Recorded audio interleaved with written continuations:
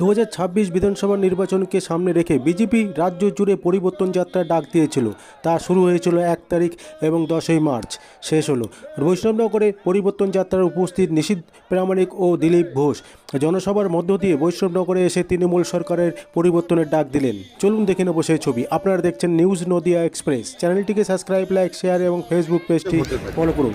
তো নিশ্চিতভাবে মমতা বন্দ্যোপাধ্যায় এবারে বিশেষ একটা কমিউনিটিকে দিয়ে বাংলার জাগ্রত জনতাকে ভয় দেখাবার চেষ্টা করেছে। বাংলার যারা আমরা সনাতনী হিন্দু আছি তাদেরকে ভয় দেখাবার চেষ্টা করেছেন। নিশ্চিতভাবে আমি বলবো যে এর একটা প্রতিফলন হবেই, কারণ মমতা বন্দ্যোপাধ্যায় একজন রাজ্যের যেমন মুখ্যমন্ত্রী তেমনি তৃণমূল কংগ্রেসের সুপ্রিমো। তার যারা সাঙ্গপাঙ্গ এবং তার যারা প্রতিনিধি বিভিন্ন জেলায় বিভিন্ন গ্রামে গঞ্জে রয়েছে তারাও নিশ্চয়ই এই একই ভয় দেখাবার চেষ্টা করবে।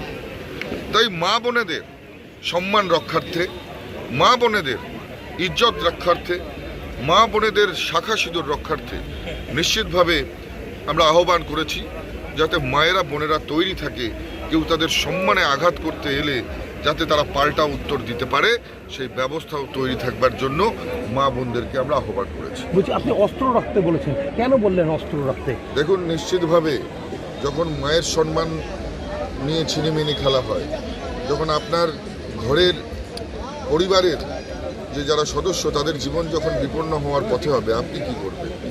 আপনাকেও তখন অস্ত্র তুলে নিতে হবে। প্রত্যেকটা মানুষ তাদের একটা লিমিটেশন আছে। যদি নিশ্চিতভাবে কোনোভাবে আমাদের পরিবারের উপর আঘাত আসে বা আমাদের পরিবারের মহিলাদের উপর আঘাত আসে, তাদের সম্মান বাঁচানোর জন্য যদি আপনি অস্ত্র হাতে তুলে নেন, সেটা কোনো ক্ষেত্রেই অপরাধের নয়। পরিস্থিতি এমন জায়গায়